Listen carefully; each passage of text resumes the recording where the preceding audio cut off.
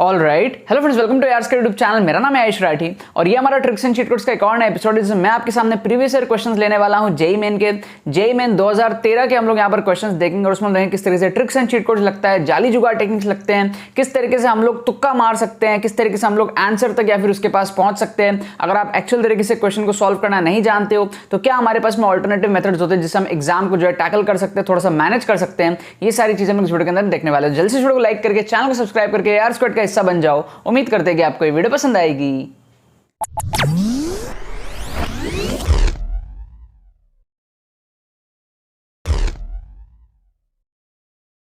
Students, क्या आपका JEE main में स्कोर 50, 60, 70, 80, 90, 100 इस रेंज में अटकता है? क्या आप चाहते हो अपने स्कोर को इंप्रूव करके 180, 200 इस रेंज में लेकर के जा पाओ ताकि आपका 98 परसेंटाइल, 99 परसेंटाइल जो आप ला पाओ और अपने जो है टॉप एनआईटीज को सिक्योर कर पाओ? अगर आपकी ऐसी सिचुएशन है जो आपके कम मार्क्स आ रहे हैं, है ना, अगर आप मॉक टेस्ट वगैरह लेकर के देख रहे हो, आपको समझ में आ रहा है कि आपको एक इंप्रूवमेंट की जरूरत है, आप सेटिस्फाइड नहीं अपने करंट सिचुएशन से और कम टाइम में किस तरीके से करने आपको समझ में नहीं आ रहा है, तो अब आपको टेंशन लेने की कोई जरूरत नहीं है। हमारा जो एक्सक्लूसिव मेंटरशिप कोर्स है ना, ऑलरेडी 800 प्लस स्टूडेंट्स को फायदा दे चुका है। 2022 के वाले बच्चों की मैं बात कर रहा हूं, यहां पर 800 प्लस रजिस्ट्रेशंस ऑलरेडी हो चुके हैं एज ऑफ नाउ जब मैं वीडियो को शूट कर रहा हूं। एंड बहुत सारे स्टूडेंट्स अपना स्कोर को इस कोर्स के थ्रू इंप्रूव किए हैं। अगर आप भी चाहते हो कम टाइम में अपना स्कोर को इंप्रूव करना तो आप इस कोर्स में एनरोल कर सकते हो। बहुत ही सिंपल प्रोसेस है एनरोल करना और बहुत ही कम प्राइस है इस कोर्स की। सिर्फ 499 में जो कोर्स है आपके लिए अवेलेबल है। आपको डिस्क्रिप्शन में पेमेंट पेज का लिंक मिल जाएगा, उस पर क्लिक करोगे, पेमेंट प्रोसेस को कंप्लीट करोगे, अपना ईमेल आईडी, फोन नंबर सब प्रॉपर तरीके से डालोगे, आपको with in 6 hours AR squad की तरफ से एडमिशन ईमेल आएगा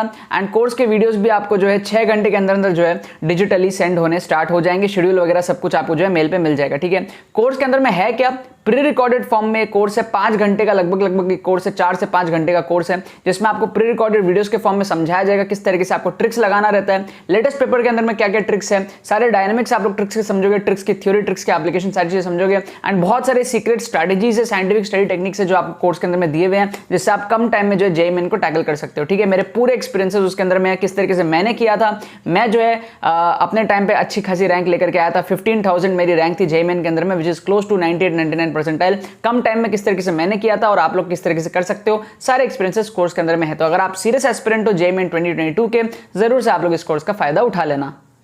तो देखो, यहाँ पर मैंने आपके सामने दोबारा से क्वेश्चंस ले लिया है जेईई मेन 2013 के पेपर में से। ठीक है, पिछला एपिसोड में भी हम लोग इसी पेपर के क्वेश्चंस देखे थे। हमने 4 क्वेश्चन वहाँ पर ऑलरेडी देख लिए थे। तो हमने जो पिछला एपिसोड था, मतलब एपिसोड नंबर 1 ऑफ 2013 का पेपर जब हमने स्टार्ट किया, ठीक है, तो इसमें हमने 4 क्वेश्चन देखे एंड आउट ऑफ 4 क्वेश्चंस ना मैक्सिमम स्टूडेंट्स के पता है 2-3 सही हो गए थे। आप लोग जाकर के पिछले एपिसोड में कमेंट देखोगे ना तो आपको दिखेगा कि यार मैक्सिमम स्टूडेंट्स के 2 या फिर 3 जो है आउट ऑफ 4 सही हो गए थे। ठीक है, तो तुक्का टेक्निक्स जो है बहुत ज़्यादा वर्क करती है। ठीक है, अब कुछ चीज़ें मैं यहाँ पर बताना चाहता हूँ कि कई बार क्या होता है ना, कोई बच्चे होते हैं जो पहली बार मेरे चैनल पे आते हैं, हो सकता है आप में से बहुत सारे लोग पहली बार वीडियोस देख रहे हो, तो बहुत सारे बच्चे जिनका माइंडसेट वैसा बना हुआ होता है ना कि यार तुक्का तो लग ही नहीं सकता, ट्रिक्स तो लग ही नहीं सकता, ठीक है, क्योंकि वो और टीचर से सारी चीज़ें सुनते हैं, तो उनको ना थोड़ा सा हजम नहीं होता। और ये चीज़ मैं हर वीडियो में कहीं ना कहीं बोलता भी हूँ कि अगर आपको हजम नहीं हो रहा है ना एक बार में ये चीज़ें, तो आपको एक एपिसोड नहीं बहुत सारी एपिसोड्स यहाँ पर देखनी पड़ेंगी।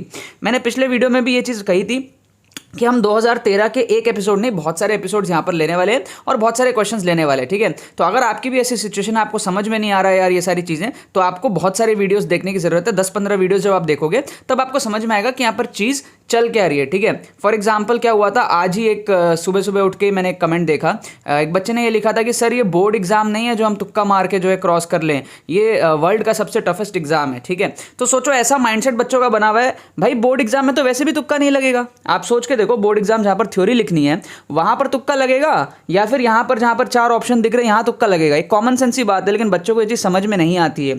तुक्का यहीं पर लगता है, लेकिन मैं कभी भी ये नहीं कह रहा हूँ कि आप पूरा का पूरा पेपर तुक्का लगा लो। ठीक है, आप मत लगाओ ना यार, फोर्स कौन कर रहा है? अगर आपके स्कोर आ रहे हैं अच्छे, आप सेटिस्फाइड हो, मत लगाओ तुक्का। अगर मान लो कोई बच्चा ऐसा है जो 100 नंबर पर अटका हुआ है ना, अब उसको समझ में आ रहा है कि यार वो 100 से ऊपर नहीं जा सकता, उसके पास एक ही ऑप्शन है ड्रॉप लेने का। तो भाई ड्रॉप लेने के बारे में सोचने से पहले जो कुछ घंटे उसके पास में बचे हुए हैं, उस घंटे में वो फाइट मारे, ये मैं चाहता हूं। ठीक है, क्योंकि हो भाई तुक्के अगर गलत जाएंगे तो भी नहीं हो रहा था ना, उसका सही गलत तुक्के पे तो डिपेंड ही नहीं करता। कोई बच्चा अगर 100 नंबर पे अटका हुआ है तो उसका तो वैसे भी नहीं हो रहा था, तो क्यों ना फाइट मार लो। ठीक है, तुक्के लगा लो, तुक्के लगाने की भी स्किल्स होती है, वो सीख लो और अपने स्कोर को बढ़ा लो। मैं ये कह रहा हूं नहीं बढ़ा तो कोई बात नहीं, आपका तो वैसे भी सिलेक्शन नहीं हो रहा था। कोई आपसे ये थोड़ी पूछेगा कि आप 100 नंबर फेल हुए, तुक्के मार के फेल हुए, कैसे फेल हुए। आप फेल तो फेल ही हो ना, आप ना मारो, ईगो में रह लो, मत मारो, ठीक है। कभी भी ये नहीं कह रहा कोई कि आप जीरो से तुक्का लगाओ, जीरो से हीरो आप नहीं बनोगे तुक्का मार के, ठीक है। जीरो से हीरो कभी नहीं बनोगे, एक लेवल तक आपको पहुंचना पड़ेगा पढ़ के। उसके बाद भी अगर आपका स्कोर सेटिस्फैक्टरी नहीं आ रहा है तो बचे हुए क्वेश्चंस जो होते हैं ना, उसमें आपको डिसाइड करना है कहां का आप तुक्का मार सकते हो, जिससे कि आपके कम से कम जो प्रोबेबिलिटी है वो ऐसी हो जाए कि आपका ओवरऑल स्कोर नेगेटिव में ना जाए, पॉजिटिव में चला जाए। क्या आपको यहाँ पर बात समझ में आ रही है, ठीक है। तो यहाँ पर हमने पिछले एपिसोड में 4 क्वेश्चन लिया था, यहाँ वापस से 4 ले रहे हैं, और आई एम एक्सपेक्टिंग कि इन 4 क्वेश्चंस में भी मैक्सिमम बच्चों का 2 या फिर 3 सही हो जाएगा, ठीक है। तो ये चीज़ आपको समझनी पड़ेगी कि जितना हमारा नेगेटिव हो रहा है उससे ज़्यादा पॉजिटिव हमारे पास में आ रहा है, एंड हमारा स्कोर जो यहाँ पर इंप्रूव हो रहा है। और 2013 के अभी बहुत एपिसोड्स आने बाकी हैं, फिर 2014, 15 सब लेंगे, तो आप लोग यहाँ पर सब्र करने की ज़रूरत है, ठीक है। सो अगर कोई बच्चा पहली बार देख रहा है वीडियोज़ को, ओपन माइंड से देखो, और पुराने बच्चे तो है ही खैर सपोर्ट करते हैं ट्रिक्स एंड चीट कोड्स को, तो उनकी तो यहाँ पर कोई बात ही नहीं है। मैं चाहूंगा कि कुछ आप लोग स्टोरीज डालो, यहाँ पर बहुत सारे ऐसे स्टूडेंट्स डेफिनेटली होंगे जो अभी इस वीडियो को देख रहे होंगे, एंड पहली बार में ना उनको ये तुक्का टेक्निक्स वगैरह हजम नहीं हुई होगी, ठीक है। लेकिन आज के डेट में वो इन पे बहुत ज़्यादा बिलीव करते होंगे, मेरे जो ट्रिक्स एंड चीट कोड्स है। मैं यूट्यूब पे बाकी ट्रिक्स एंड चीट कोड्स की बात नहीं कर रहा, सब फालतू होते हैं, ठीक है। मैं चाहता हूं कि आप लोग अपने स्टोरीज लिखो कि जब आप पहली बार आए थे आपका क्या परसेप्शन था ट्रिक्स को लेकर के, एंड जब आपने मेरी वीडियोस देखी कितना टाइम लगा आपको, और परसेप्शन आपका कैसे बदला, आप कब इसमें बिलीव करने लग गए। मैं चाहता हूँ कुछ लोग अपनी स्टोरीज लिखेंगे ना, तो बाकी बच्चे उससे समझेंगे कि हाँ यार ये चीज़ को थोड़ा सा अगर हम टाइम दें तो हमें यहाँ पे चीज़ समझ में आती है। और बच्चों की भी गलती यहाँ पर इसलिए नहीं है क्योंकि पूरे मार्केट में हर जगह तुक्का टेक्निक्स के नाम पर आप लोगों को जो है बेवकूफ़ बनाया जाता है, चूतिया बनाया जाता है। यहाँ पर जो है जेन्युइन तुक्का टेक्निक्स आपको मिलती है।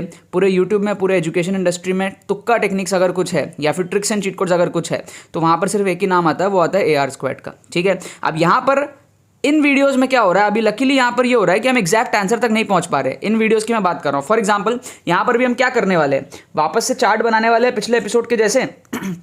4 हम ऑप्शन लेंगे, है ना। मैंने आप लोगों को क्या बताया था, एक्सट्रीम ऑप्शंस को एलिमिनेट कर दो।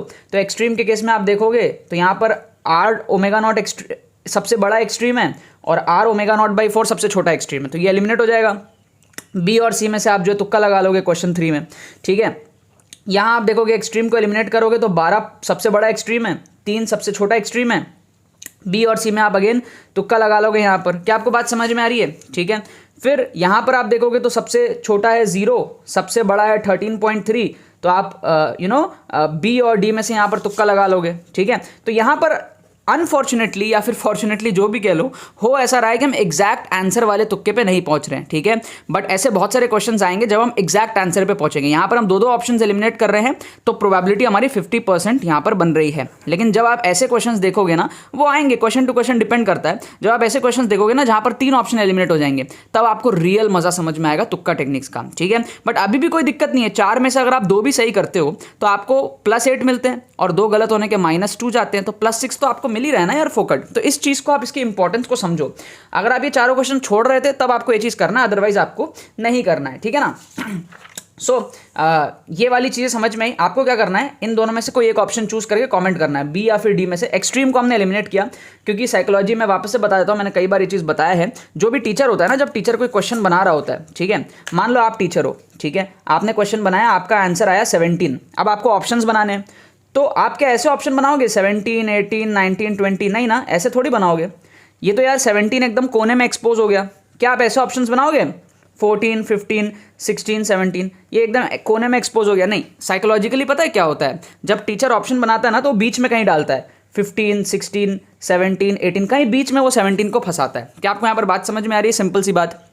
तो ये साइकोलॉजिकल लेवल की बात है। जब भी कोई ऑप्शंस क्रिएट होते हैं तो जो करेक्ट ऑप्शन होता है ना, उसमें से वो एक्सट्रीम में बहुत कम ही बार देखा गया, मतलब 10 में से 8 बार आपको एक्सट्रीम में वो चीज़ नहीं दिखेगी, ठीक है। तो ऐसे केसेस में भी क्या होता है, R⍵0 सबसे एक्सट्रीम है, तो उसके आंसर होने के चांसेस बहुत कम है, क्योंकि जो टीचर है ना, वो एक्सट्रीम में नहीं रखता ऑप्शंस को, मतलब आपको थोड़ा सा फील करना पड़ेगा, ठीक है। और R⍵0/4 सबसे छोटा है, तो वो भी आंसर होने के चांसेस थोड़े कम है, बीच में कहीं आंसर होने के चांसेस बनते हैं। यहाँ पर भी अगर आप देखोगे 3 सबसे छोटा है, 12 सबसे बड़ा है, तो ये दोनों आंसर नहीं होंगे, चांसेस बहुत कम है।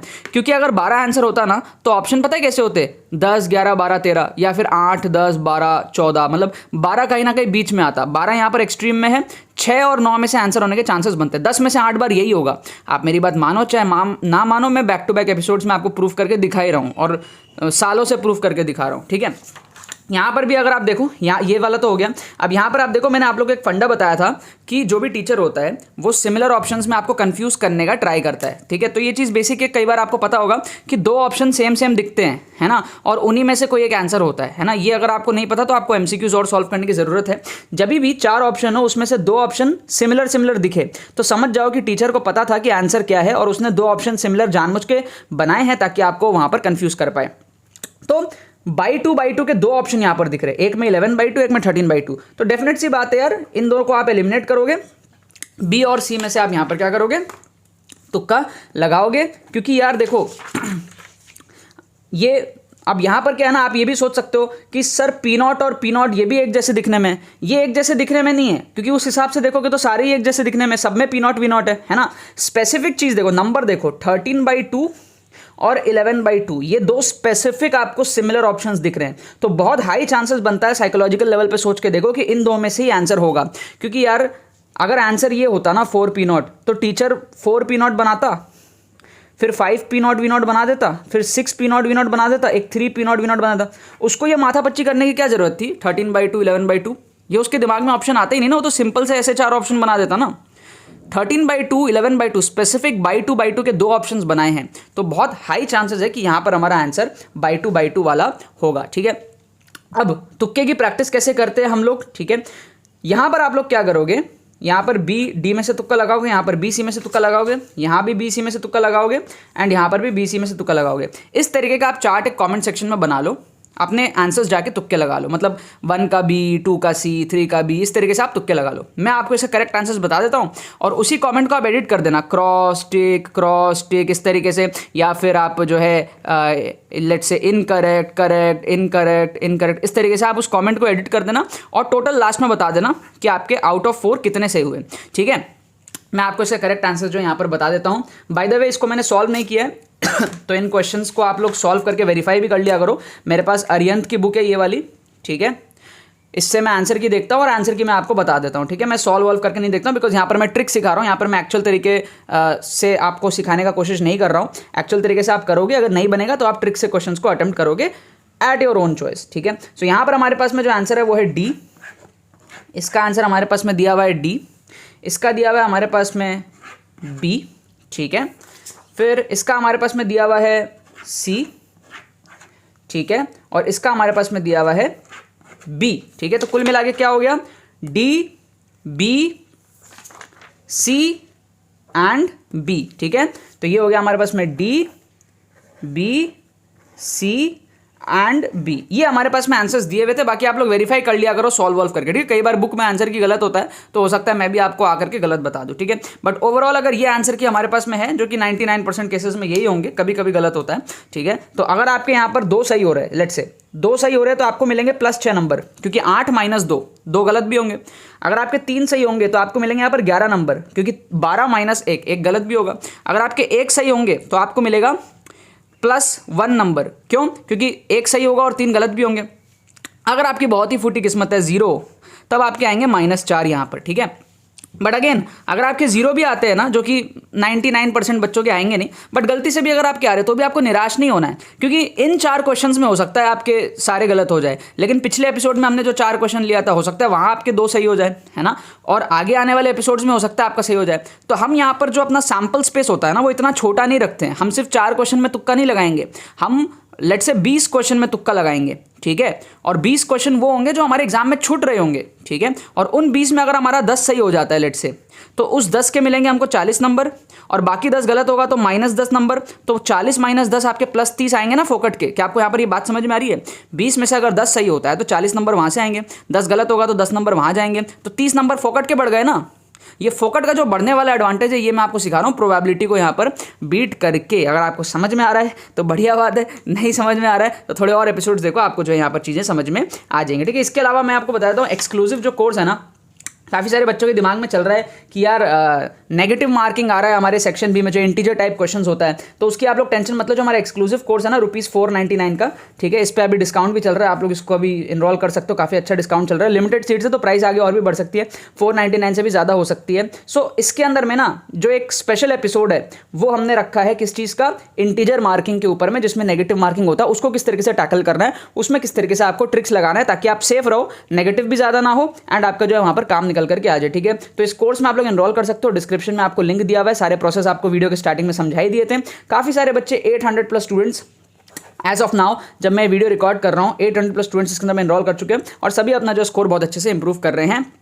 अगर आप भी सीरियस हो थोड़ा सा अपने जेई को लेकर के, जो भी आपका स्कोर आ रहा है 100, 150, 120, 50, आप वहाँ से डेफिनेटली इंप्रूव करोगे अगर आप कोर्स को फॉलो कर लेते हो तो, ठीक है ना। बाकी तो बस यही बात है। तो यार आई होप वीडियो पसंद है कि आपने इस वीडियो को कुछ सीखा होगा।